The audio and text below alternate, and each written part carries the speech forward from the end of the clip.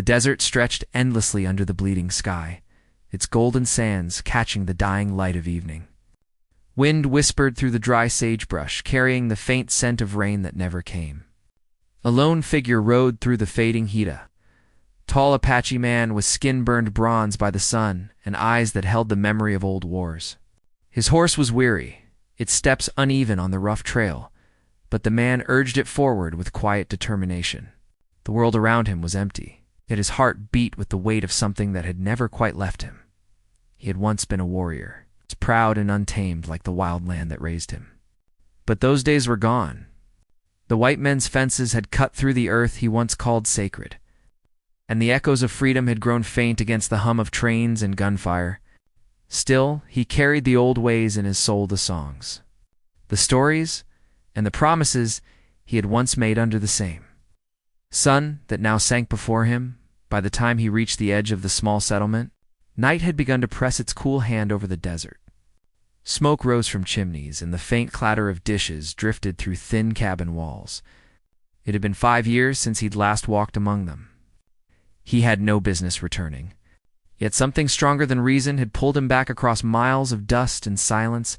He dismounted near the old windmill, its blades groaning in the faint breeze. His boots crunched softly on the gravel as he made his way toward the cabin at the edge of town, the one with the little garden still trying to live through the drought. He could see the soft glow of a lantern inside. Through the window, a woman moved slowly across the room, her hand resting against the curve of her swollen belly. She looked tired, yet beautiful in a way that time had not been able to touch. For a long moment, he just stood there in the dark, hidden by the shadows. Memories flooded through him, the sound of her laughter in the river shallows, the feel of her hand against his chest, the night they had sworn to meet again beneath the same stars. He had left her when war came, believing he was protecting her. But as he watched her now, carrying another life within her, he felt the sharp sting of something he had no word for. Regret, perhaps. Or maybe just longing. The door creaked open before he could find the courage to knock. She must have sensed him. Her gaze met his through the gloom, and for a moment neither of them spoke. The silence between them was thick, filled with years of distance and words left unsaid. Then she stepped out onto the porch, her bare feet brushing against the worn boards, her eyes searching his face as if trying to make sure he was real. "You shouldn't have come back," she said softly, her voice trembling like a leaf in the wind. "I had to," he replied. "The storm is coming." He wasn't talking about the weather. She knew that. There were soldiers moving west again, chasing whispers of stolen horses and revenge. The frontier was restless, and trouble had a way of finding its way back to those who tried to escape it. She crossed her arms over her chest, her expression unreadable. "There's nothing left for you here," she said. "Not after what happened." He took a step closer, his shadow stretching across the porch. "You're wrong. There's everything." Her eyes glistened in the lantern light, but she didn't move away. For a moment, he thought he saw the same spark that had once made her choose him over the safer life she'd been promised. But time changes people, and the child growing inside her reminded him that maybe the world had moved on without him. "You should go before anyone sees you," she whispered. "I'll leave when you ask me to," he said. Her lips parted as if to tell him to go, but no words came. She turned her face toward the open horizon instead, where the last light of day still burned faintly against the purple dusk. The air was heavy with quiet tension, the kind that comes before thunder or confession. He wanted to tell her about the dreams that haunted him, of fire and smoke and her face among the ruins. He wanted to tell her that every road he took led him back to this place, to her. But all that came out was a single plea. "Stay, please," the Apache begged. Something inside her broke at the sound of his voice. She closed her eyes, her hand tightening over her heart. The years had been cruel to both of them, but the sound of his words carried the same warmth she had once known so well. She turned to him again, and the look in her eyes softened just enough to let him believe there was still hope. "I can't promise you much," she said quietly, "but I can promise you a future under that same sun." He took a slow breath, as if those words were enough to make the earth beneath him steady again. For the first time in years, he felt something close to peace. The promise hung between them, fragile as the wind that stirred the desert grass. But peace is never simple on the frontier. Somewhere in the distance, the low cry of a coyote broke the silence, followed by the faint echo of gunfire rolling across the plains. The woman flinched, her hand instinctively moving to her belly. The Apache's eyes darkened, scanning the horizon as if he could already sense the danger drawing near. "Someone's coming," he murmured. "Who?" she asked, fear flickering in her voice. "Riders," he said. "Too many." The night grew still, the stars blinking coldly above them. He reached for her hand, gripping it gently but firmly. "Get inside," he said. "Lock the door. Don't open it for anyone but me." She hesitated. "And you?" "I'll make sure they don't find you." Her eyes filled with tears. "You can't fight them alone." "I've fought worse," he said with a faint smile that didn't reach his eyes. "And this time, I've got something worth staying alive for." He released her hand and stepped down from the porch, his boots sinking into the dust. The horse neighed softly, sensing the unease in the air. The Apache glanced back once more, his gaze meeting hers through the half-open door. There was no need for words. Whatever they had lost, whatever they still feared, something between them had come alive against something the years could not bury, as he disappeared into the darkness. The woman stood by the door, the lantern's light flickering against her pale face. She pressed her hand to her belly, whispering a quiet prayer to the wind. Outside, the sound of hooves grew louder, closer, until the night itself seemed to tremble with it. And then came the silence deep, hollow and waiting, in that stillness, beneath the endless desert sky.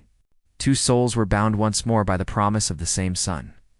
Yet destiny, like the desert, was cruel and unyielding. Somewhere beyond the horizon, the storm he had warned her about was gathering its strength, ready to test the fragile promise they had just made. The lantern flickered once, then went out. The darkness swallowed everything but the echo of his words and the quiet beating of her heart. The story of the Apache and the woman who promised him a future was only beginning, though neither of them yet knew how much that promise would cost when morning came. The night settled heavy over the land, its silence broken only by the wind sighing through the mesquite and the distant rustle of horses. The woman stood near the window, watching the horizon with eyes that refused to close. The faint outline of the Apache had long vanished into the shadows, but her heart still beat to the rhythm of his steps. Every sound outside made her flinch. Every gust of air felt like a warning. The world had gone still, and in that stillness, she understood something was about to change again. Inside the cabin, the air smelled of smoke and dry earth. A small fire burned low in the hearth, throwing light against the wooden walls. On the table lay an old photograph, faded from years of sun and dust. It showed a younger woman, Harshest, standing beside the Apache under a wide, cloudless sky. Behind them was the same land that surrounded the cabin, though back then it had felt endless, alive. Now it felt smaller, hemmed in by fear and time. She ran her fingers over the image, tracing his outline. He had once been a stranger to her world, a man from the mountains who spoke little and carried pain in his silence. They met by chance, on a morning when her wagon had broken an axle near the river. He had appeared from the trees, cautious but curious, offering help without asking for thanks. She remembered how the light hit his face that day, how his voice carried a calm that settled her nerves. There had been no fear between them. It's only a quiet understanding that grew stronger with every passing day. Their love had not been simple. The people in town had whispered behind closed doors, saying she had betrayed her own kind. Some refused to speak to her at all, but she hadn't cared. Love to her had been larger than the world's judgment. When he left to defend his people, she thought he would come back soon. He didn't. Years had passed with only silence where his letters should have been. And now he had returned, bringing the ghosts of his past with him. A soft creak startled her from her thoughts. The front door shuddered slightly as the wind pushed against it. She rose, her hands trembling, and checked the lock again. It held firm. Yet unease clung to her like a second skin. The Apache's warning echoed in her mind. Riders were coming. She didn't know who they were or what they wanted, but if he feared them, then she knew she should too. Outside, the desert night came alive. Hooves beat faintly in the distance, steady and unhurried. She blew out the lantern and stood in the dark, her hand on her stomach. The baby kicked gently, a reminder that she wasn't alone. "It's all right," she whispered, her voice shaking. "We'll be all right." Meanwhile, beyond the ridge, the Apache crouched among the rocks, watching the dust rising from the east. 3 riders. Their silhouettes moved against the moonlight, and even from afar, he could see the glint of rifles strapped to their saddles. He recognized their kind drifters turned bounty hunters, men who took pay from the army or anyone desperate enough to buy blood. They weren't searching for random trouble. They were following a trail. His trail, he pulled the horse's reins closer, keeping low. The memories came unbidden. His brothers captured, his tribe scattered, their lands taken in the name of peace. He had fought once, but war had cost him everything. He had sworn never to pick up a weapon again. Yet looking toward the cabin and the woman inside, he felt that old fire stir in his chest. Some promises, he thought, were worth breaking. The riders stopped near the old windmill, their voices drifting faintly through the cool night air. The Apache couldn't catch every word, but the tone was enough. Mocking, sharp, dangerous. One of them laughed, the sound carrying far in the open air. The kind of laugh men make when they believe no one can stop them. He tightened his grip on the handle of his knife. His pulse steady but strong. Back at the cabin, the woman lit a small candle, its flame quivering as if it too felt the tension outside. She went to the shelf and pulled down a tin box, opening it carefully. Inside were letters tied together with an old ribbon, and beneath them, a simple silver ring. It was the only thing she still owned from her mother, the one she had promised to keep safe. She thought of how the Apache had looked at her that night, his eyes carrying both love and warning. Maybe he had known the danger was closer than she realized. She clutched the ring tightly and whispered, "If you're out there, please come back." The Apache moved like a shadow through the rocks, silent and deliberate. He circled around the ridge, closing the distance between himself and the riders. The closer he got, the clearer their voices became.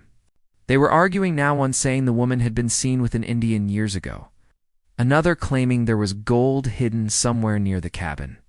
Lies, most likely. But lies had a way of turning into reasons for violence out here. He knew he couldn't fight them head on, not yet. He needed to buy time to lead them away from her. He slipped through the brush and gave a sharp whistle, a sound that echoed through the canyon like a coyote's call. The riders stiffened, scanning the darkness. Then, as one of them dismounted to check the sound, the Apache struck. The scuffle was quick, fierce, and silent. When it ended, one horse galloped away into the dark, its rider lying still on the ground. The others fired blindly into the night, their bullets cutting through empty air. The Apache disappeared back into the shadows, moving fast toward the ridge. He knew they'd come for the cabin now, angry and reckless. There would be no stopping them before dawn. Inside, the woman heard the distant gunfire and dropped the ring. It hit the floor with a soft metallic sound. Fear rushed through her like cold water. She went to the window again, but the night offered no answers. The horizon was empty, yet she could feel danger moving closer. Creeping toward her like a slow-burning fire, she blew out the candle and sat on the floor. Her back against the wall, her hand resting protectively over her stomach. The baby stirred again, and tears welled in her eyes. She thought of the promise she had made to build a future under the same sun. But what if the sun never rose again for them? What if this night was all they had left? Far away, the Apache paused by the dry riverbed, catching his breath. His shoulder burned from a stray bullet, but he didn't stop. The pain reminded him he was still alive, and as long as he lived, he would fight to keep his word. He could almost see her face in his mind, strong, kind, and full of quiet courage. That was what had drawn him to her all those years ago. The desert wind carried the faint smell of smoke, and he realized the riders had reached the settlement. His heart clenched. There wasn't much time left. He mounted his horse and turned toward the faint glow on the horizon. Every beat of the hooves sounded like a clock counting down. At the cabin, she heard the noise before she saw the light. Voices angry and slurred, cutting through the quiet. The riders had come. Her pulse quickened. She grabbed the rifle hanging by the door, its barrel cold in her hands. She had never been one for violence, but she had learned long ago that the frontier did not care for gentleness. She stood ready, her breath slow and steady. Waiting for whatever came through that door, the night stretched thin, filled with tension that refused to break. Then, in the distance, she heard another sound, the soft gallop of a horse approaching fast. She knew that rhythm. She knew it was him. Relief and fear tangled in her chest. Outside, the desert waited in silence, the moon climbing higher over the ridge. The Apache was riding hard, his body bleeding but his spirit unbroken. Ahead of him, he could already see the faint glimmer of the lantern she had relit, a beacon in the dark. He whispered a prayer to the earth, to the spirits of his ancestors, asking for one more chance. And behind him, the riders followed, driven by greed and vengeance. By the time he reached the edge of the cabin's clearing, the air was thick with smoke and dust. The woman saw his silhouette appear in the distance, his horse leaping through the night like a ghost. She ran to the door, tears streaking her face. Not knowing whether to scream or to pray, the Apache raised his hand in warning, shouting her name through the wind. She froze, her heart hammering. The world seemed to stop in that single moment, the fire, the fear, the endless desert holding its breath. Then came the sound of gunfire again, louder this time, tearing through the night like thunder. The future they had promised each other hung in the balance. Fragile as the dawn that had yet to come, the crack of gunfire split the air, echoing across the empty plain. The Apache threw himself from the saddle, hitting the ground hard as a bullet tore through the strap of his horse's bridle. The animal reared, panicked, and bolted toward the scrubland. Dust filled his mouth as he rolled behind a fallen log, heart pounding, ears ringing with the sound of another shot. Somewhere beyond the smoke, he could hear the riders shouting, their voices thick with anger and greed. They were closer, now too close. Inside the cabin, the woman clutched the rifle tighter, her knuckles white against the wood. The baby kicked again, sharp and sudden, and she whispered a shaky prayer, begging the night to hold them safe. When the first gunshot rang out, she nearly dropped the weapon. The sound was close, far too close. She ran to the window and saw the faint glow of fire reflecting off the distant ridge. Fear rose like a tide inside her, but beneath it was something else: resolve. She had lived through hunger, loneliness, and loss.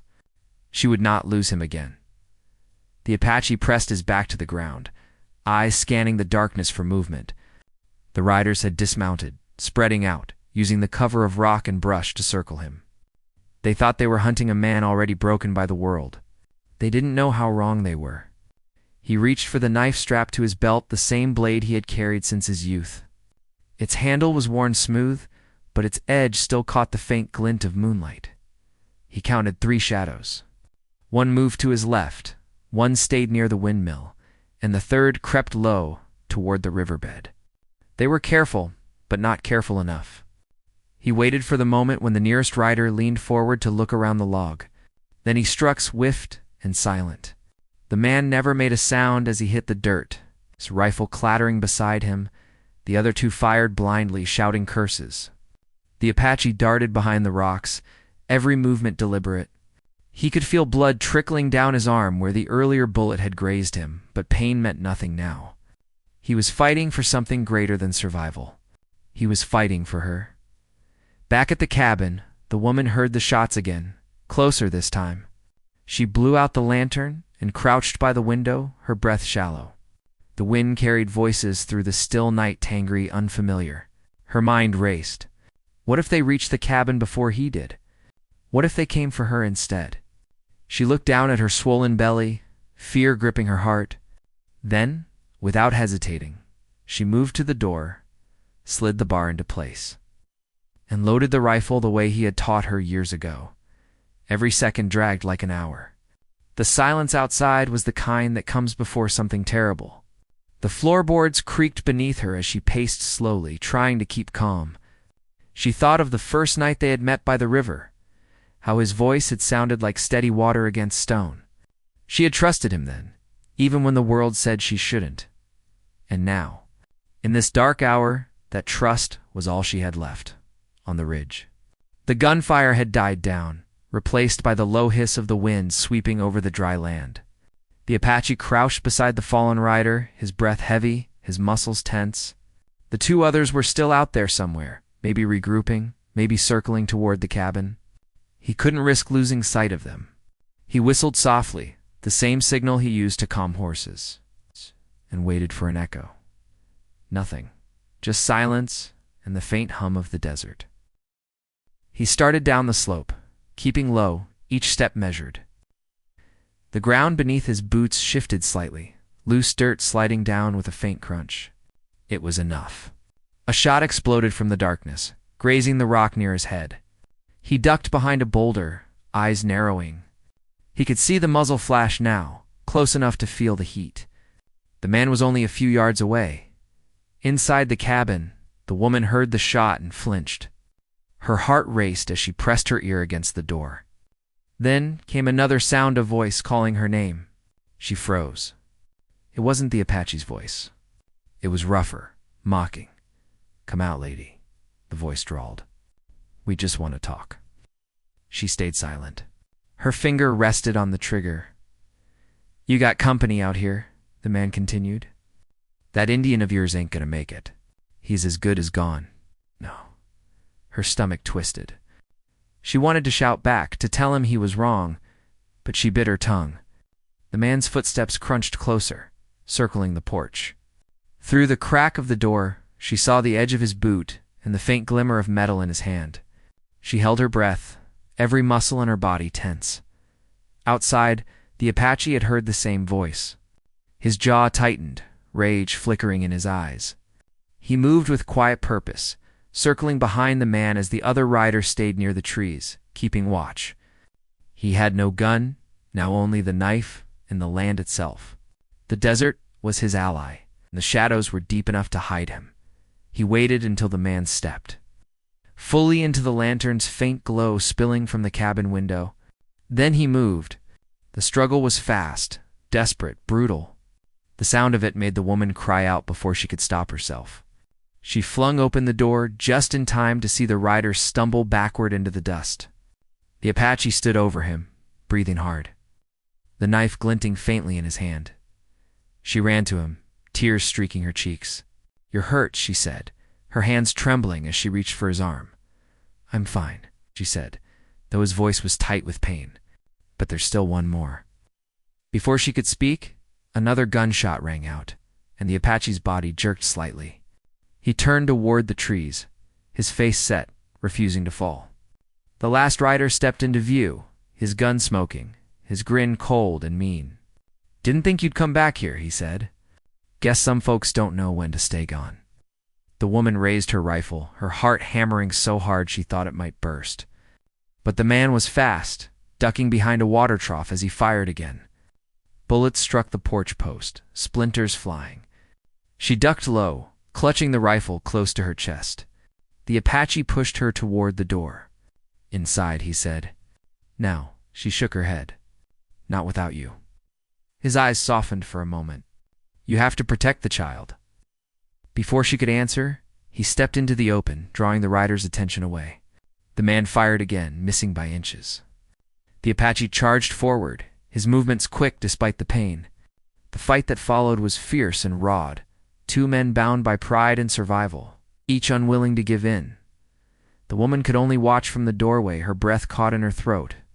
The desert wind howled around them, lifting sand into the air until everything blurred. The sound of fists, boots, and struggle mixed with the crying wind. When it ended, the Apache stood, swaying slightly, the rider lying motionless at his feet. The night had gone still again, too still. She ran to him, her voice breaking as she said his name. He turned to her, blood on his sleeve, eyes clouded with exhaustion. "It's over," he said, though his tone carried no relief. But the silence that followed didn't feel like peace. It felt like waiting. From far off, the faint sound of hooves reached them again. More riders. The woman's heart sank. "How many?" she whispered. "Too many," he said quietly. They won't stop until they've burned this land clean. She looked toward the horizon, where the first hints of dawn were beginning to color the sky. The promise she had made to him of a future under the same sun suddenly felt fragile. Yet she refused to let fear take it from her. She took his hand, holding it tight. "Then we'll leave," she said. "Before they get here." He looked down at her, his face unreadable. "There's nowhere left to run." "Then we'll make somewhere," she said.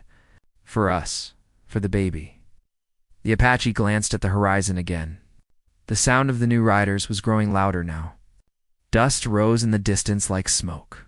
He squeezed her hand gently, his voice low. "If we're to survive, we have to be gone before the sun finds us." She nodded, her heart full of fear and defiance. Together, they moved quickly inside, gathering what little they could carry: food, water, a blanket, the photograph from the table. The cabin that had once been her whole world now felt like a cage waiting to be broken. Outside, the desert began to glow with pale morning light. The riders were closer, their outlines forming on the far ridge. The Apache led her toward the dry riverbed, where the land dipped low and shadows still clung. He turned back once, looking at the cabin as if saying goodbye to something sacred. The woman followed, her steps heavy, her breath unsteady. Behind them, the sound of hooves grew thunderous. The sun was rising, burning through the last of the night, and as its light spread over the sand, their promise to live under that same sun was about to be tested by the fire that followed. The sun crept higher, painting the sky in streaks of orange and gold, but its warmth brought no comfort. The Apache led the woman through the dry riverbed, their footsteps silent against the cracked earth. The air was still, heavy with dust and dread. Behind them, faint but steady, came the sound of hooves. The riders were tracking them, closing in with every passing moment. The woman clutched the blanket around her shoulders, her breath uneven. She was trying not to look back, but the fear in her eyes betrayed her. The Apache walked ahead, scanning the horizon for any sign of safety. The land stretched wide and empty, the same land that had once been his home. He knew every rock, every twist of the canyon. But even he could feel how small they were against the vastness of it.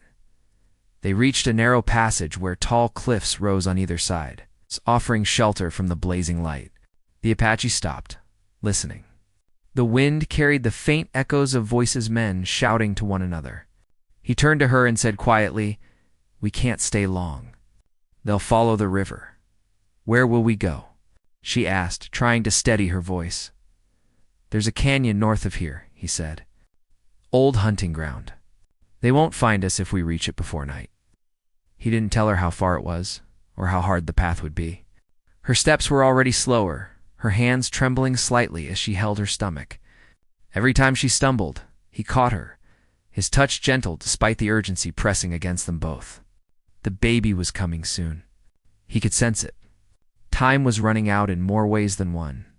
Behind them, the sound of the riders grew louder. Dust clouds rose like ghosts on the far ridge. The Apache's jaw tightened. He motioned for her to follow as he veered off the riverbed, climbing a rocky incline that led to the open desert. The climb was steep, and each step burned in his legs. But he didn't stop. She followed close behind, clutching the strap of his old saddlebag, her breath coming in short, painful gasps. When they reached the top, the land stretched endlessly before them. Far to the west, a faint shimmer of water glowed beneath the sun, a mirage, maybe, or salvation. The Apache shaded his eyes, trying to find a path that would keep them hidden. To the south, the riders had split into two groups, one following the river, the other cutting through the hills. They were moving faster than he had hoped. He turned back to the woman. "We'll need to move through the old mines," he said. "It's dangerous, but it's the only way." Ow. She nodded weakly. The mines were abandoned years ago, when the gold ran out and the desert swallowed what remained. Now they stood like hollow graves in the earth, quiet and forgotten. It wasn't a place meant for the living, but neither was the road behind them.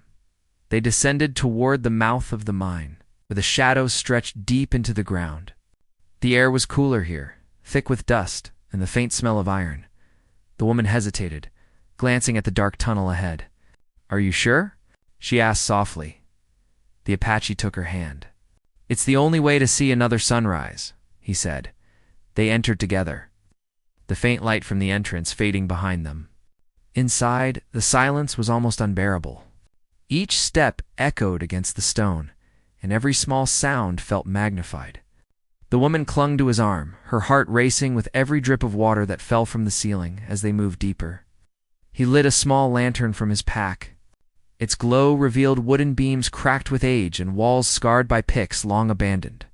He remembered the men who once worked here, miners from distant towns, men who came chasing dreams and left bones behind. The land had a way of taking what it wanted. They walked in silence for a while, the light flickering against their faces. The woman tried to focus on her breathing, but the weight of the darkness pressed hard on her chest. "Do you think they'll follow us here?" she asked. "They might," he said. "But not all men are brave enough to walk where the earth swallows sound." Still, he wasn't sure. The riders were desperate men, and desperation didn't fear darkness. He kept one hand on his knife, and the other steadying the lantern. The tunnel forked ahead, one path leading down into deeper blackness, the other slanting upward toward faint light. He paused, listening again. Faintly, from behind, came the sound of boots scraping against stone. "They're here," he whispered. The woman's grip tightened. Panic flickered in her eyes. The Apache took her hand and guided her toward the left tunnel, the one leading downward. They moved faster now, their shadows stretching long and uneven against the walls. The air grew colder, damper. Behind them, the echo of footsteps followed, slow and steady. When they reached the end of the tunnel, it opened into a wide cavern, dimly lit by cracks of sunlight seeping through the ceiling. The Apache put out the lantern and motioned for her to stay low. From above, faint dust fell through the light, glittering like ash. He scanned the edges of the cavern, searching for another exit. But the way forward was blocked by fallen rock. He turned to her. "We'll have to go back." "Oh." She shook her head. "They're right behind us." He looked toward the far corner of the cave, where a narrow opening split between the stones. It was barely wide enough for a person to crawl through, but it might lead out. "There," he said. "You go first." She hesitated. "What about you?" "I'll follow." "Go." She dropped to her knees and crawled through the opening, the sound of her breath echoing softly. The Apache waited, listening for the riders. Their voices were closer now, echoing down the tunnel. He could make out words, angry, taunting. They knew he was trapped. When she reached the other side, her voice came faintly through the crack. "I see light." "Go toward it," he said. He turned to face the tunnel just as the first rider appeared, his rifle raised. The Apache moved before the man could fire, throwing a rock that struck the lantern in the rider's hand. It shattered, plunging the tunnel into darkness. The man cursed, his shot going wide. The Apache lunged forward, the flash of his knife catching what little light remained. The struggle was fierce and brief. When it was over, the tunnel was silent again. He climbed through the narrow opening, the rock tearing at his shoulder. When he emerged, the light was blinding. They stood on a ridge overlooking a vast valley, the ground below littered with boulders and wild sage. The air smelled of rain, though no clouds hung above. The woman stood beside him, her eyes wide with fear and exhaustion. Behind them, voices echoed again, faint but growing. The riders were not giving up. The Apache turned to her. "We need to move," he said. She nodded, though her body trembled. Her face was pale, sweat glistening on her brow. She winced suddenly, clutching her stomach. He stopped, his expression tightening. "It's time," she whispered, her voice breaking. He looked toward the horizon, then back at her. The riders were still far enough that they had a few moments, maybe more. He spread the blanket on the ground, helping her down gently. The wind picked up, sweeping through the valley with a low, mournful sound. She gripped his hand, her eyes locked on his. "You said we'd see the sun again," she said. "We will," he replied softly. Her breathing grew faster, uneven. He tried to stay calm, but fear gnawed at him. The cries of the riders were louder now, echoing through the cliffs. He could see their shadows moving along the ridge above. He needed to move her to safety. But he couldn't leave her. The light shifted suddenly as clouds began to roll over the sun, casting the valley in shadow. The Apache stood, scanning the cliffs for another way out. There was a narrow trail leading along the ridge, half hidden by rock. It wasn't safe, but it might be their only chance. He turned back to her, his voice low but steady. "When I tell you, we'll move. You hold on to me, no matter what." She nodded weakly, her hand tightening around his. The sound of gunfire tore through the air again, splintering the rock beside them. Dust rose in sharp bursts as bullets struck the ground. The Apache pulled her close, shielding her with his body as they crawled toward the ridge. The riders' shouts grew clearer now, cruel and hungry. The wind roared, whipping sand into their eyes. The Apache's arm bled where a bullet had grazed him again, but he didn't stop. The ridge narrowed ahead, the drop below steep enough to swallow them whole. The woman's breath came in shallow gasps, her pain written across her face. He could feel her trembling, could hear her whispering prayers under her breath. Another shot rang out, striking the rock near his feet. He turned, eyes burning, and saw the riders crest the hill behind them, silhouettes against the gray light. Rifles raised. He pushed her forward, urging her on. The path twisted sharply, leading toward a dead end overlooking the valley. There was nowhere left to go. The wind howled, carrying the scent of gunpowder and dust. The woman clung to him, her voice breaking as she whispered his name. The Apache turned, his body tense, his heart pounding. The riders were closing in, their horses kicking up trails of dust. He knew there was no turning back. The time for running was over. The time for promises had come due.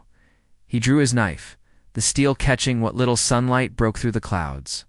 The woman's eyes filled with tears as she looked at him, understanding what he meant to do. "You said we'd have a future," she whispered. He met her gaze, his voice low and steady. "We still might."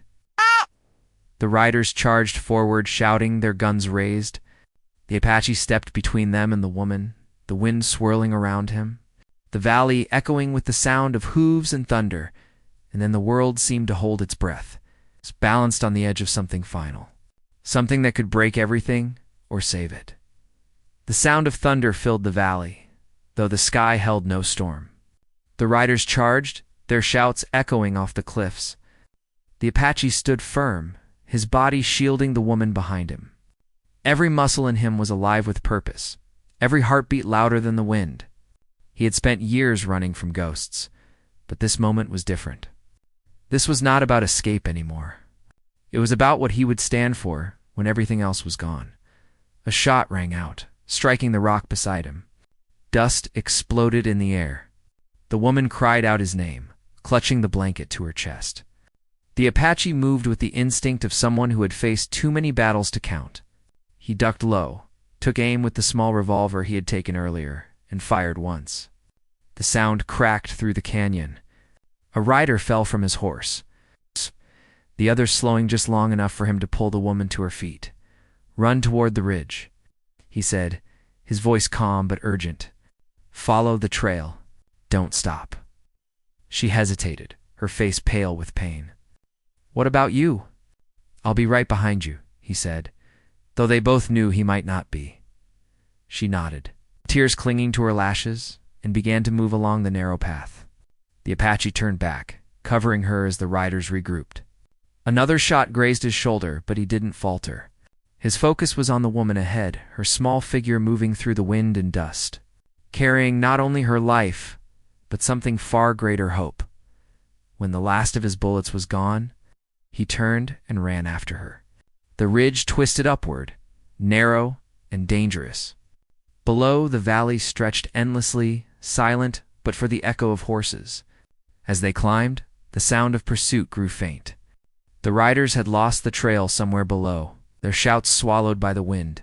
At the top of the ridge, the world opened before them.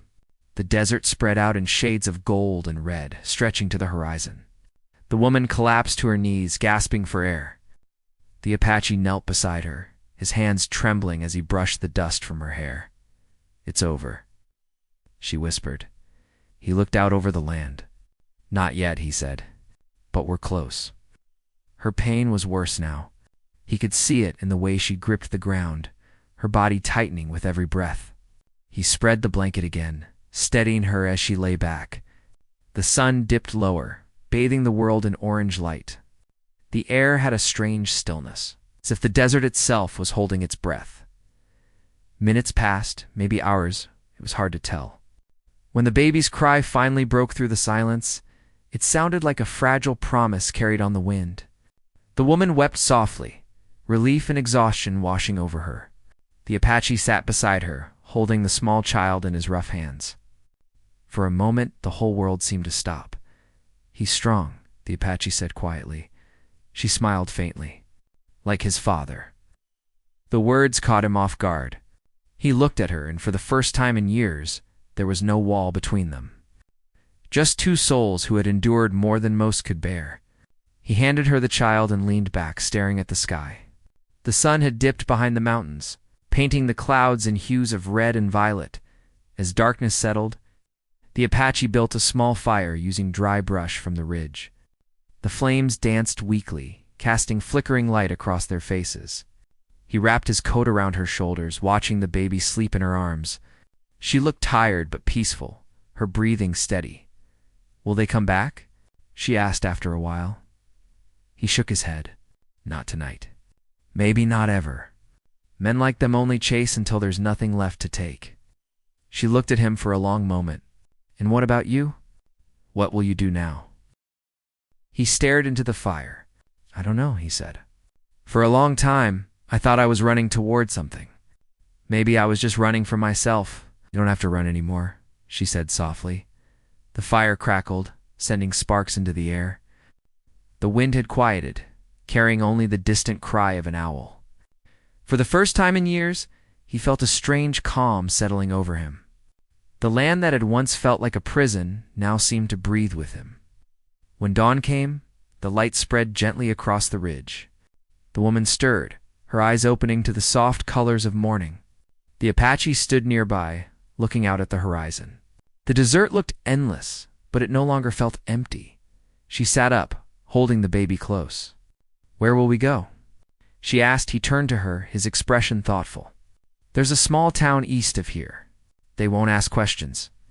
We can rest there. After that, we'll see." Her eyes searched his. "You'll stay with us?"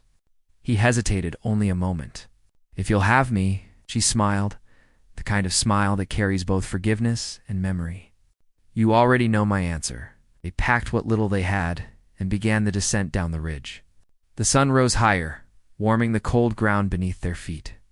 The baby slept soundly against her chest, and for the first time, the road ahead didn't feel like an ending, but a beginning. By midday, they reached a small stream winding through the desert. The Apache knelt and cupped his hands in the water, drinking deeply. He washed the blood and dust from his arms, feeling the sting of old wounds fade in the cool current. The woman sat on a rock nearby, dipping her hands into the stream and watching the ripples move outward. "Do you ever think about going back?" she asked. He shook his head. "There's nothing to go back to. The past doesn't change, no matter how much you want it to." She nodded slowly. "Maybe, but it's part of us. Even the hard parts." He looked at her, the faintest smile crossing his face. "Maybe that's what makes it worth surviving." They rested by the stream for a while, sharing a quiet peace neither of them had known before. The world around them was still harsh and unforgiving, but within that vastness was a sense of possibility. The kind that only comes after you've lost everything and somehow lived through it. As they continued east, the sky grew clearer, the land softer. Wild flowers began to appear between the rocks, small bursts of color defying the dry earth. Each mile they walked seemed to carry them further from the ghosts that once haunted them. By evening, the faint outline of a town appeared in the distance. Smoke rose from chimneys, and the sound of a church bell carried faintly on the wind. The woman slowed, her hand brushing his arm. "It feels strange," she said, "like stepping into a new life." He looked toward the town, then back at her. "That's exactly what it is." They reached the edge of town as the sun set again, painting the wooden buildings in shades of amber. A few people glanced their way, but said nothing. The woman's tired eyes softened as she looked around. The baby stirred in her arms, letting out a small cry. A woman standing outside a small general store stepped forward. "You look like you've come a long way," she said kindly. "There's an old cabin by the river that hasn't been lived in for a while."